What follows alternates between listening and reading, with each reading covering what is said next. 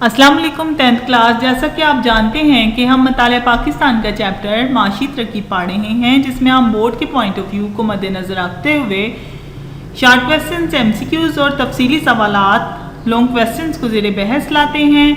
مویشی پالنا آج کا ہمارا ٹاپک ہے. یہ 4 نمبر کا آپ کا سوال آ سکتا ہے نوٹ کی صورت میں. آپ کو پتہ ہے بورڈ میں آپ کو 3 تفصیلی سوال آتے ہیں، 2 8 نمبر کے ہوتے ہیں اور ایک جو ہے وہ 4 نمبر کا ہوتا ہے. مطلب نوٹ لکھیں، 2 پہ نوٹ لکھیں. ٹھیک ہے، یہ تیسرے نمبر والا سوال ہے.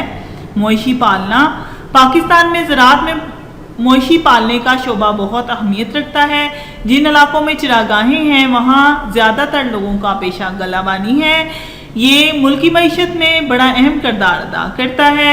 یہ وہ شعبہ ہے جو کاشتکار، غیر کاشتکار اور بے زمین ہر ایک کا مشکل وقت میں سہارا بنتا ہے. بیل زمین میں ہل چلانے اور فصلوں کو ایک جگہ سے دوسری جگہ لے جانے کے لیے استعمال کیے جاتے ہیں. گائیں، بھینس، بھیڑ، بکریاں وغیرہ پالتو جانور ہیں جو دودھ دہی کے کام آتے ہیں، گوشت کھالوں کے. حکومت نے مویشی پالنے کے لیے کئی اقدامات کیے ہوئے ہیں اور سہولتیں بھی دی ہوئی ہیں. اس کے سلسلے میں لاہور میں قائم university of veterinary and animal sciences میں جدید تعلیم کے ذریعے جانوروں کی صحت اور ریسرچ کا کام ہوتا ہے. صحت مند اور اچھی نسل کے جانور پیدا کیے جاتے ہیں. اس سلسلے میں متعلقہ افراد کی تربیت کی جاتی ہے. لائف سٹاک اور ڈیری کی درآمدات پر کسٹم ڈیوٹی کا خاتمہ وغیرہ شامل ہیں. 2013-14 کے اعداد و شمار کے مطابق مختلف اقسام کے مویشیوں کے اندازاً تعداد کچھ اس طرح سے ہیں. ملین میں ہے. بھینس 34.6، بکری 67.6، بھیڑ 29.1، گائیں 38، اونٹ 1، گدھے 4.9 اور گھوڑے 0.4 ملین ہیں. یہ اسی طرح آپ یاد کریں گے. یہ 4 نمبر کا آپ کا سوال ہے. نیکسٹ آپ کا پوائنٹ ہے ماہی گیری. ماہی گیری کا شمار پاکستان کے قدیم ترین پیشوں میں ہوتا ہے. ماہی پروری مچھلیوں کی افزائش نسل کا مصنوعی طریقہ ہے. پاکستان کی قومی آمدنی میں اضافے اور خوراک کی کمی کو پورا کرنے میں ماہی گیری ایک اہم کردار ادا کرتا ہے.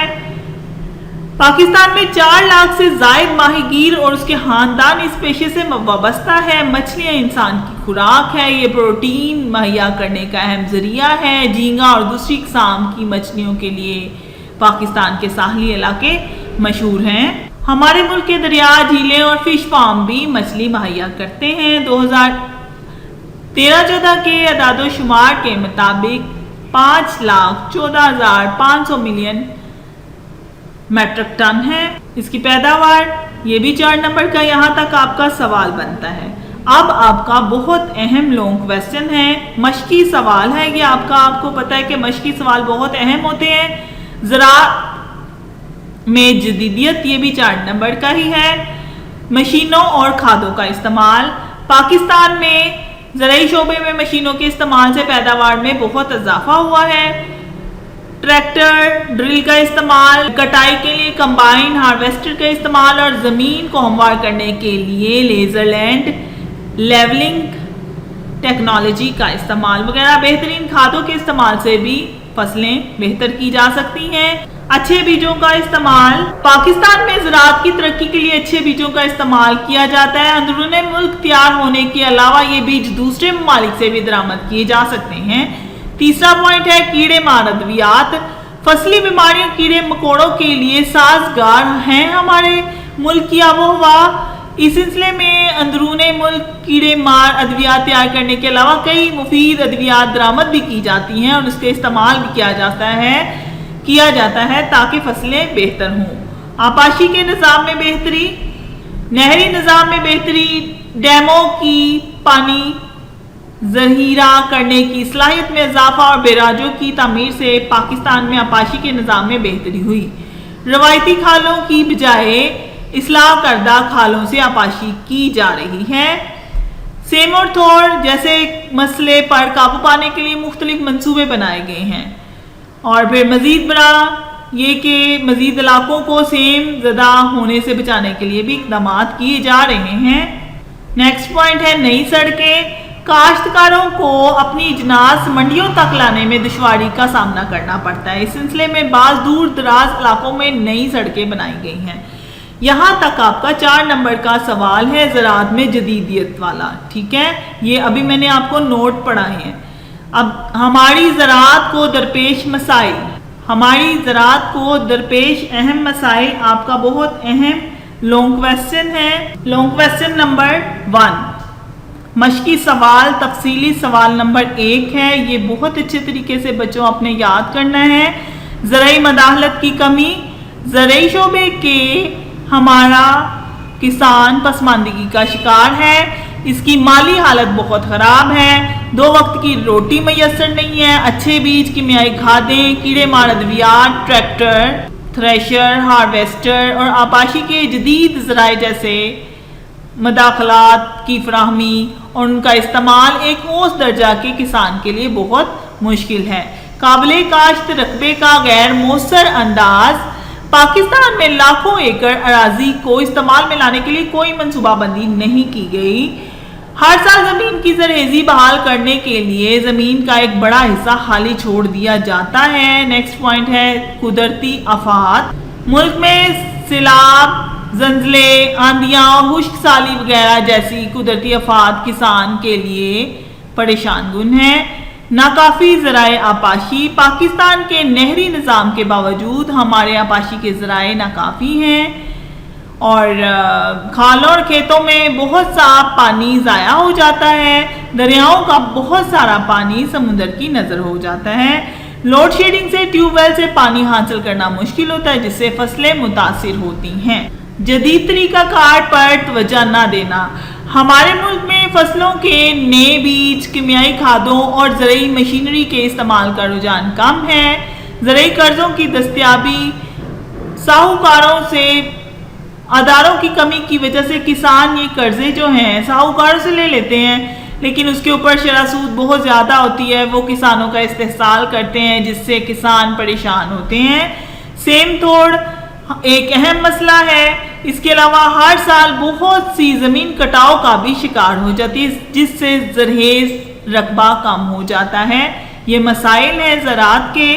اچھے زرعی نقل و حمل کی کمی، ہمارے ملک میں دیہات سے منڈیوں تک زرعی اجناس غیر ملکی غیر ترقی یافتہ ذرائع آمد و رفت کی وجہ سے پہچاننا بہت مشکل ہے۔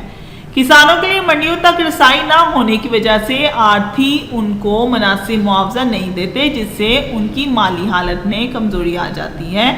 فصلوں کی بیماری سے پودے کمزور یا تباہ ہو جاتے ہیں۔ پاکستان میں 25% پیداوار کم ہو جاتی ہے فصلوں کی۔ کسانوں کی پسماندگی، ناہموارگی کسانوں کی پسماندگی کی ایک بڑی وجہ ہے۔ زراعت کے جدید طریقوں کو سیکھ سکتے ہیں اور نہ ہی بہتر پیداوار کے لیے منصوبہ بندی کر سکتے ہیں۔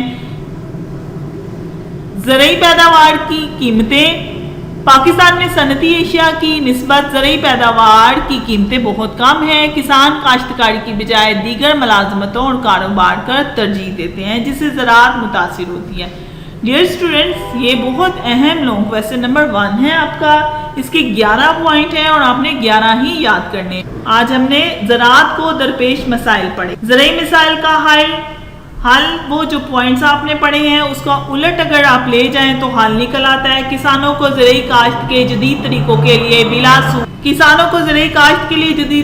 لیے بلا سود قرضے دیے جائیں، فصلوں کو پانی فراہم کیا جائے، نہری پانی میسر نہ ہو وہاں ٹیوب ویل اور کنویں کھودے جائیں۔